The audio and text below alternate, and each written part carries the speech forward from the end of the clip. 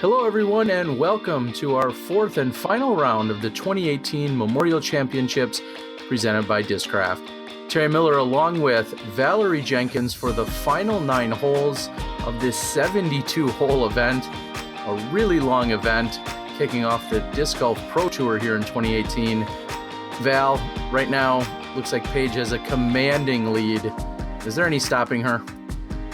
I don't know. She's kind of on the home stretch now. 9 holes to go, and she's been playing pretty solid golf. So I'm just looking for her to show off a little bit in this back 9. So let's see her. Black Ink, a partner here of the Disc Golf Pro Tour. We appreciate the support. And let's get to it. We've moved over to hole number 10, which Madison Walker a few days ago said this is her least favorite hole on the course. She says it plays very tough. What are your thoughts on it, Val? I would agree with Mad. Yeah, this is a tough drive. It's a tough upshot. You want to make sure that you can get down the fairway as far as you can on any one of these shots to give yourself an easy putt. And this, I swear, is the first roller that I've ever seen Paige Pierce throw. And I think that's a great play if you have that kind of shot in your bag. Paige has talked throughout the years about how she just really feels rollers are unnecessary, and big shocker coming from someone who throws as far as she does. But I like the play here, like you said. She's trying to really take the trees out of play as much as possible. And it's okay if it finishes up and to the right. There's nothing wrong with that. You may have the tree line to contend with, but it seems to be a pretty safe shot. But that is also a great shot there by Jen. I've always traditionally thrown right up the gap, and hopefully I get a nice flat landing zone. You see, Jessica was a little off to the right, so she had to stand still and throw that shot. But right here, where Lisa's throwing from, that's pretty much ideal. And Lisa trying not to get hung up on that right side that we were just talking about. And she gets a skip out to the left. It looks at this point like she's just looking at the par. And Jen's got to stand still with her back to the hole. And how does that happen? That's unfortunate. Yeah, I was just looking back on Jen's footwork there. I think it's really hard. She had to put all of her legs into that shot, and I feel like it's easier to throw that shot from your toe rather than flat-footed like that, and I think she just left it clearly a little wide to the left and wasn't able to get that full flight out of it. Would have been a great situation for a forehand, but like myself and yourself, Jen's not exactly a proficient forehand thrower, and really doesn't try to go to that option unless you need to. I hope I'm not offending you by saying, Val, that a forehand's not your preferred shot, that is. Terry, we can pull up some highlight reels. I've thrown a few good forehands in my day, but yeah, definitely not my go-to shot. But if I have to throw it in the woods, I will, but maybe not in the wide open. I wouldn't choose that. I'd throw it, turn over mid-range. Uh-oh. Yeah. Well, at least Paige has a little cushion there to protect her. She does. She's going to be looking at a bogey ultimately. That was for par. So Jessica is going to be looking at a bogey. And this is Jen for what would be a bogey after she's taken the penalty stroke. Little downhill putt. Right side change is not enough. Well, we're going to let them clean that up. A rough hole. Maybe that's exactly why Madison and yourself say that you don't care for it. We'll see this group play it in 5 over par. And we're moving on to hole 11. We're finally coming back, figuratively and literally, back on the home stretch here. Yeah, and a lot of these shots, they're just tricky drives. They're going to make you throw as hard as you can to get up the fairway, but they're really testing. That was a crush by Paige there. That was huge. Yeah, it certainly was a crush, but I also do want to remind you, this is one of the holes that features what they're calling a ladies' tee. So this one's a little bit shorter than what we're seeing the men throw from. It comes in at 543. I believe the regular tee is somewhere closer to 700. So Paige did crush it, but it may be a little deceptive since I know you weren't out there this year and play it for yourself. Thank you for clarifying that, because I have never been past those trees in my life. I don't even know. I'm happy if my second shot gets past them, but this is a good change up. I like that play. Unfortunate for Jen. I mean, she can crush just as well, but sometimes her consistency can be off, and that's what is detrimental to her game. But she has so much power. Yeah, and she said there after throwing her, what was her third shot, she's like, well, at least it's going to hit the tree and go B again. And right now, Jen's a little bit, she's on the struggle bus, and we saw her struggle on the last hole, get the unfortunate penalty, and now she's got some work to do. Meanwhile, Paige, just a standstill, easy little chip shot for her. As Jen's outside circle 2. Yeah, and it's unfortunate for Jen. I think starting this round in that front 9, she had her eyes on the prize, hoping to hunt down Paige. And unfortunately, things got off the rocker and she started to lose strokes. And as she started to do that, now Jessica, now Lisa are picking up their game. They had nothing to lose. They're going for as high as they can get at this point. Paige might be out of reach, but they're going to go for second or third if they can. And if Jen's not willing to fight for it, they're going to be right there to get those places. We saw a great putt by Lisa, one of the best long-range putters in the game. And as you said, she's going to take every advantage she can, trying to pick up some strokes. This is right now seems to be a battle for the top few spots. Paige out of reach with yet another birdie. And we're going to be moving on to hole 12, a beautiful water shot.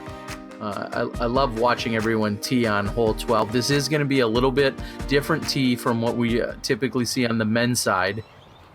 But I love this change. I got to say, I love it. I throw from the long tee to the short pad, and I feel ridiculous. But it's a much easier drive being at this distance, throwing over that water.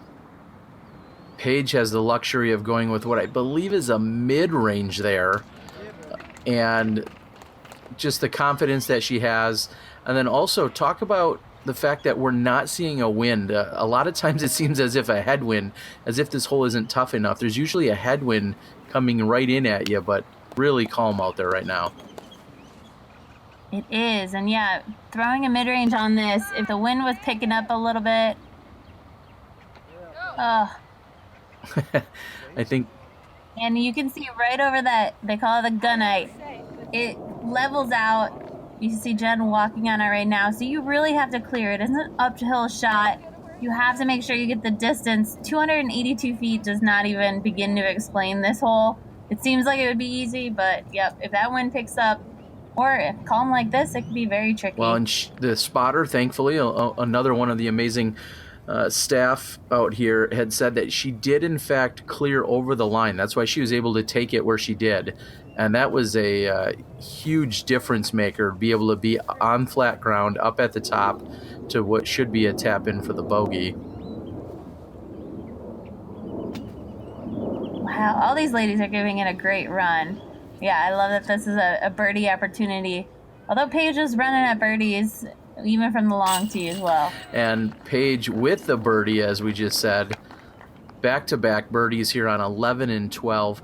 You know, some people have talked about, are these tees just in order to make the game shorter on the women's side? And I think you would be in agreement by saying it's not just about the length, it's about making the golf more interesting. And what may otherwise be really boring holes, people playing for just the pars. In this case, a lot more people have chances to get the twos, and there's still danger. We're seeing Jen struggle and take the bogey there. So it's not just about making the hole shorter necessarily, it's about making the golf more interesting. Yeah, I would agree. Like I said, I was laying up on that to the short tee. And that doesn't make good golf. Nobody wants to see one of the top women's players laying up about 20 feet in front of them. So I think that puts the shot in a great range. I would absolutely go for that from that tee. So it makes it challenging enough, but it doesn't, when it's stretched out, make it look silly. Well, we saw Paige dip down and look like Jessica hit almost the exact same area, except for Jessica stays safe and Paige is OB, and she's going to throw a little forehand skip shot. She really struggled with her footing there for a while, and we don't see Paige go to a forehand too often, but she definitely has it whenever she needs it. Yeah, and that I wonder why she chose the forehand on that. I know she had to have the disc go left and carry right, but maybe it was all about that footing. She couldn't get that Anheuser And there angle. is a mandatory, and again, you weren't there this year, but there's a mandatory tree on the left there where you actually see the arrow at that point. You do have to stay to the right of that tree, and that tries to take the sidewalk out of play and errant shots that just carry way far left. And so that's something else to think about here. You can't just throw it out in the middle of anywhere on hole 13. Ooh, that was a little misfire, but thankfully that landed safe for Jessica. But still, she's going to have a putt that's probably the same distance, it looks like. Thankfully, not at the water this time. I was just going to say, do you feel like, I mean, she didn't draw metal. She's a solid putter. But by not drawing metal there, could we reasonably deduct that she was really thinking about that water more than anything? I don't know. I think it's just a matter of the timing that you have in your putt on these elevated baskets. Exactly like that. Maybe if she was trying to correct what she just previously did by overshooting it, now leaving it a little low is... Yeah, with these elevated baskets, there's just a lot more thinking than a regular putt. And some may say, why in the world are the elevated baskets out there? I think you just answered that question. It makes you think a little bit more on some of these putts that otherwise might be relatively routine. So Paige decides she's still not going to take a par here on the back. She's, in fact, going all the way back to hole number 7, I think was the last time she parred. Wow. So, correction, actually, hole number 7 she birdied. So all the way back, as far back as hole number 6 where she parred. And Jessica with a double bogey with some putting woes there. So she stays in bounds and still struggles to get up and down, and that's going to push her back a little bit as she's now looking at being tied with Lisa at 6 under par, 12 back of Paige, and they're way out ahead of Jen. And I had a few people just looking at this hole right now, seeing Lisa tee from the grass. We do have that option on several of these holes, on the front and in the back going towards hole 18, where you have the option to tee off of the grass. Some of these tee pads are a little slippery, they're a little old, and having the grass and the elongated tee pad that way gives you more options, gives you a better angle. And you can see all these ladies are using the grass on this hole. This is one of the few holes to follow that up, I would say, where going off to the right really actually can change up your run-up and your actual shot selection. I think if you go off the tee pad as it is designed, it really takes a different shape for the hole. So they're using it for all the reasons you just mentioned, but also I think it's just a matter of shaping their shot. And we see Paige had thrown a huge drive out there, and just anywhere out in the middle is good here. And the more distance you can get, the more you can challenge the mandatory tree on the right, the better. But looks to be a really good approach there.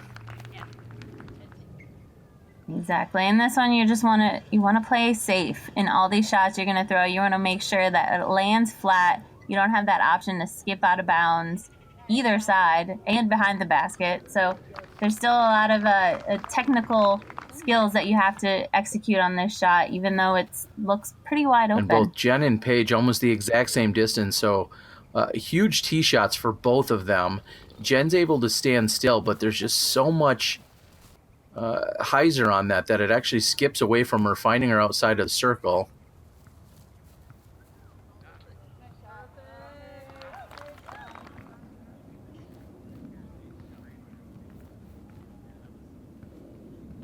There's that lunging putt by Fajkus. Too high on the jump. Not very much. And Jen just not having her best day out here, I think would be a good way to put that.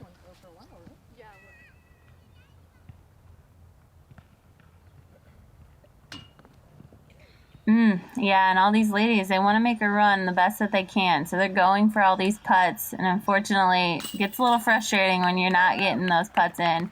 but Paige doesn't she even had know how that feels approached right now. right up next to the basket there. We saw a textbook birdie there. She did the exact same thing 2 rounds ago, making hole 14 very easy.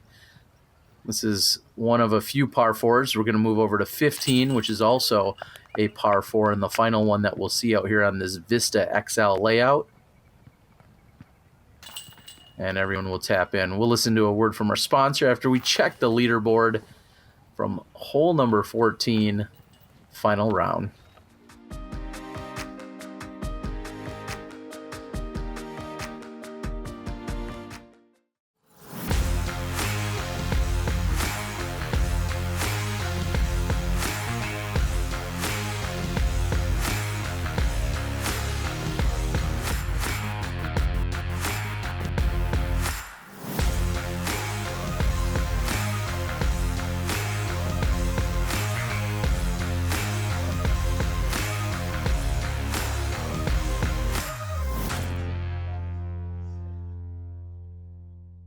And Dynamic Disc, again, a huge supporter and sponsor of the Pro Tour as well as the women's post-production coverage. I think they're going to get into the RV business. They've got so many of them out there on the road. Yeah, I know that Paige is traveling in a new vehicle this year, but it's not an RV. She actually got a converted van, just like Nate and I have been traveling in for a while, and she's decked that thing out. But she should be in that caravan in that commercial. After we saw a huge drive-by her here on hole number 15.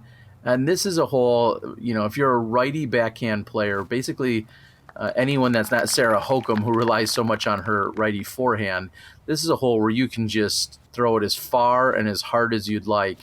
And hopefully that should set you up in a good position to be able to go after the pin for the birdie.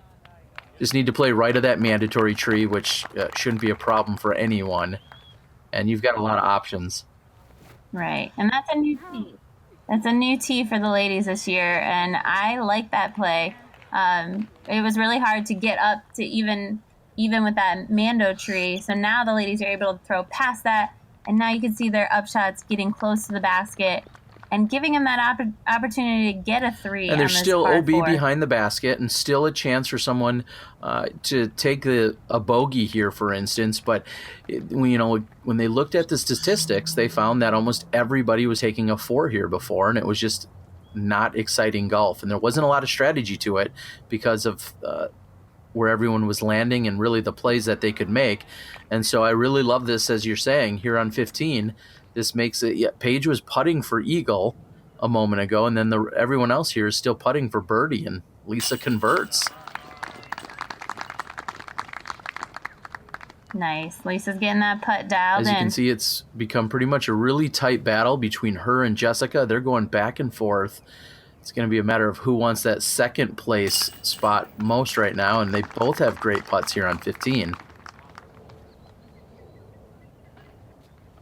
You can see the galleries trickling out, the galleries building. People are checking scores in the background there. So, yeah, it is getting exciting. Paige pretty much has this lead locked down, but the fight for the other places Paige is still starting up in off the year with a bang, an international win over in Thailand, then opening up the PDGA National Tour with a win in Las Vegas, and now just a few holes away from officially putting this one on lockdown. It's great to see. I mean, she was killing it at the end of last year. These ladies are, they're gearing up. This still is so early in the season, just a couple tournaments in for all of them. So competition's starting out hot. I think Paige was saying her. Sounded like she was making. I was just. Go ahead, Well, Terry. she said, I think she said my favorite hole, my favorite disc. Like she was just beside herself as to how she made such a mistake, saying that this was her favorite hole, throwing her favorite disc. And what an adjustment here. Oh. I mean, yeah. There we go. Jen's picking it up a little bit there, making an impact, making a move. 372 feet, and it's really all about the angle. I like Jessica's play there. It skips up short, then skips up onto the hillside and sits down for her. We saw a nasty roll away by Jen 2 rounds ago on her putt. Yeah, that's what makes putts like this so tricky. I mean, to go for it, you got to have a bunch of strokes ahead of the rest of the field, because any shot hitting that basket is very likely to roll, and if it's rolling down that hill, it's picking up speed and probably going OB. So I wouldn't go and putt this if I was, outside the circle like Paige just was. You want that easy par right there. She threw an OB, but she ended up getting up and down. Par, don't say par. Paige doesn't know what the word par is. Again, she hasn't parred in more than half the course at this rate. And this time it's with a bogey after picking up a pair of birdies just before that. And Lisa's going to tap in. And the battle continues for second right now. They're tied. They're both at 7 under par. Lisa's got 2 strokes on her from this round, which makes them tied. And we're going to an elevated pin here on hole number 17. This is a must-get birdie. Yeah, this is a fun hole. This is one that I have to dial in my putter shot. It is a must-get birdie, but now that they threw this elevated basket in here, it makes it tricky. That one actually goes up and to the right, but then checks up for her, and she's going to leave herself an uphill putt from there. Paige, you don't see enough forehands from her. I know we talked about that a few holes ago, but I love watching her throw a forehand, and she relies on it here. And yeah, I mean, she has such a good putter game. She can throw her putter so easily at that distance, so I'm surprised to see her whip out the sidearm. Maybe she's just having fun. Actually, they were talking a little bit about scores, and it's, as Jessica says, all right, you're going to lay it up, Lisa. I'll take sole possession a second at the moment. And that's exactly what the conversation was. Paige was talking about Lisa about where those two sit, as Paige doing more Paige things, not taking any pars. And so it was a little bit of gamesmanship there as to what was going on, and Lisa talking about just laying that one up versus running out of birdie and where she is relative. And yeah, it's good to have an experienced player like Paige giving her advice in this situation. I'm not sure how much either of them are looking at the scores right now, and I always get asked that question if you do want to know the scores going into the last couple of holes or maybe the last hole. And I typically don't. I don't want to have that added pressure. I'm only going to play the hole as good as I can. And I mean, but maybe that choice of going for a putt or laying up, that could be the matter of a second or third place. So Jessica with the birdie takes a 1-stroke advantage overall and goes deep there. It looks like it's parked. It's a little bit deceptive there. She's almost 30 feet deep of the pin. And at 282, this is a shorter pin position. Again, making this hole, I think, that much more interesting because I think otherwise you saw a lot of threes on this hole. And now with that shorter pin. You did. Yeah, and so now I feel like players have that water coming into play so much more, whereas exactly like that. I mean, oh, poor Jen, she's feeling the wrath of Vista and the water and the OBs, unfortunately. But I would throw the shot like Lisa just did, nice and safe, bringing it in and not even having to deal with that water. But I guess the birdie's right and everybody's plays it grass. out pretty safe, and she's got the long putt. And what a finish. She loves it. Wow. Little props to her peeps. Look at that excitement. What a way to finish. That is awesome. That is what you want. That is the competitiveness in Lisa. She's got that fire, and she gets pumped when she makes good shots like that. And after Paige went out of bounds, she's going to finish out the tournament with a bogey, it looks as if, and this is to keep a 1-stroke advantage, and she comes up a little bit high on that, and it looks like Jessica and Lisa with that par will end up tying overall. So interesting to see Jessica take the birdie on 17, Lisa answers with a birdie on 18, and they're going to tie for second place, and Jen gets to bring it in 1 full meter She's trying to finish this off with a par save.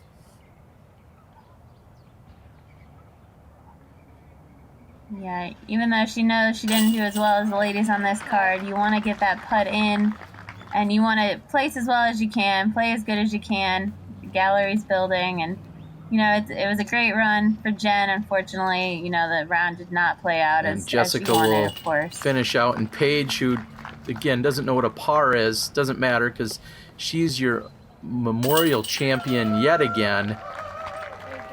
Congratulations to her. Awesome job, Paige. Congratulations, Paige. That's how you want to see the round be played. It was fun to watch these ladies play, crushing on the big shots when they should, hitting huge putts, and thank you guys for covering it. It was really fun to watch in the live broadcast, and now I'm so glad to see it be put up in the full episodes, and everybody Jeremy can see Rusko, these. owner of Dynamic Disc, her huge support system.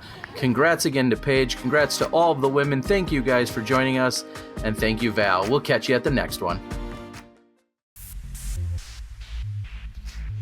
Oh hey, are you guys looking for a disc that flies pretty straight? I would recommend the Avenger SS. I really like this disc because it's a nice straight fairway driver. What I would recommend for anybody looking for a nice straight drive is a disc that's slightly understable, where you can throw it out at a hyzer flip, let it fly, but it's still gonna come back. If you try and throw anything that's overstable, you're gonna have to crank it too hard, and now you're going against that whole straight flight that you're looking for. So if you're looking for that nice straight driver right out of the box, give the Avenger SS a try.